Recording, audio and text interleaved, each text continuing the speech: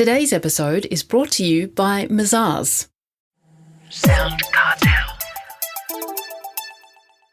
How well do you speak? Really fast? Really slow? Are you unclear in the messages you're trying to get across to the people you're trying to reach? From SoundCartel, I'm Nicole Goodman, and this is Business Essentials Daily.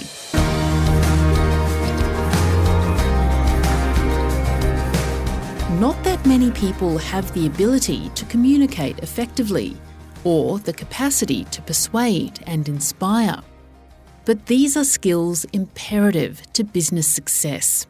That's according to coach and consultant Anneli Blundell, who has 3 tips on good verbal communication.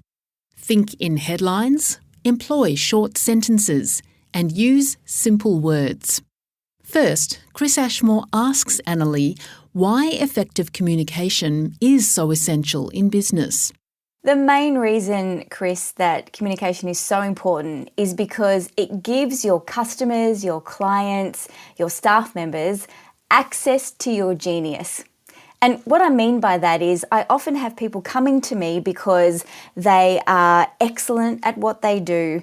Their clients know that they provide a lot of value, but they are often hamstrung when it comes to the development of their careers because they're not able to articulate that value clearly to customers and people around them. So how would you define good communication? Well, for me, good communication is about the exchange of shared meaning. It's as simple as that. And I can give you an example. If I say to you, Chris, can you pass me that file? And you pass me any file, and I say, no, I mean that file. If you don't know what I mean, if we don't have some sense of shared meaning around the words that I'm using, that's not great communication. So essentially, good communication to me is when people hear what you mean. What are some of the barriers to communicating well, do you think? Often the barriers in professional service arenas and with people who are experts, people who are good at what they do and are experts in their field. And often this is the number one barrier to great communication, is that you know your product, your service, your expertise so well that you forget what it's like to not know what you know. And so we tend to speak with technical knowledge, we tend to speak with jargon, maybe we're not making our language clear and concise for the listener, and that's one of the big issues for communication. When it comes to communicating, I suppose, to people you don't know or a room full of people, is there a fear factor involved? Are people self-conscious and afraid of what others might think about them and that holds them back with the ability to speak and communicate properly? It certainly can.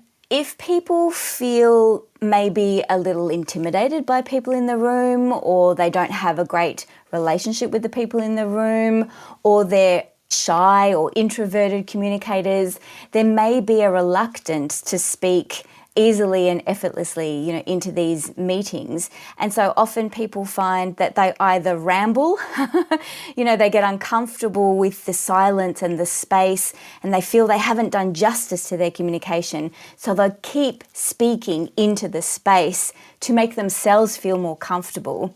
And of course, the irony is it makes them look less competent and concise. Do you have an example, perhaps, of where someone has become stuck because of poor communication?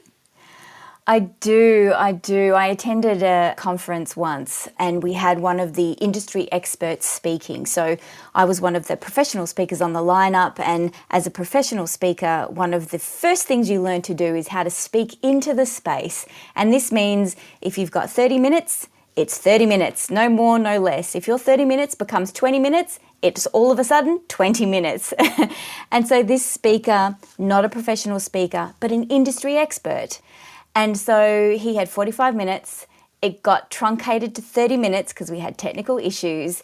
And unfortunately, this poor man didn't have the clarity of his headline messaging to be able to truncate that message.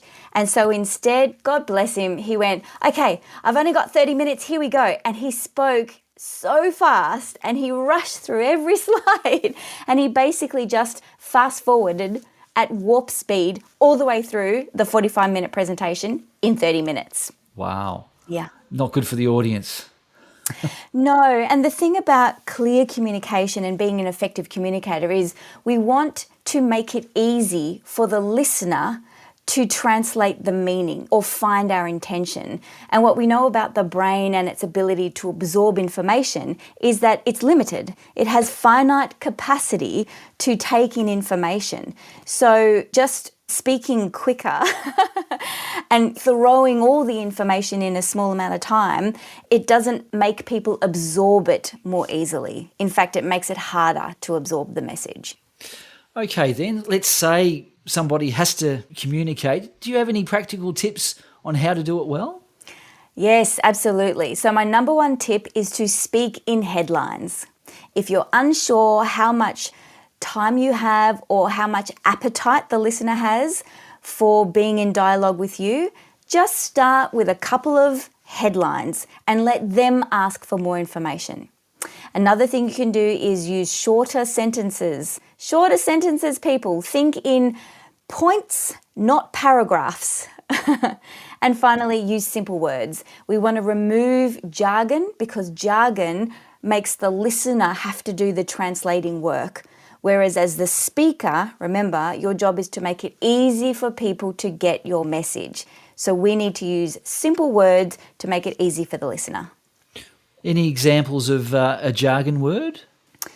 Jargon words can be anything like acronyms that you use within your own department that everyone in your department or industry you think know about.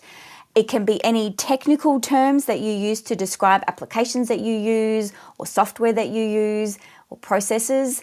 And often what happens is when you are communicating with or working with people in the know, in your office, in your industry, everyone has access to the same understanding about what that lingo means. But when you need to talk to your customers and you're hired as an expert, they won't know what you're talking about because if they did, they would also be an expert in your industry. So that's where we have to really be careful about the kind of language that we use. Now, Anneli, is there anyone that you admire as a great communicator? Oprah Winfrey. I have to say it. It has to be said. Oprah Winfrey, mostly because she's very clear in her thinking and therefore she's very clear and concise in her communication. She knows exactly when to pause and when to hold that dramatic silence to really punctuate a point. She has a deep tonality. She speaks in her lowest register, again, for great dramatic effect. And she uses short, simple sentences. That was leadership speaker and author Anneli Blundell.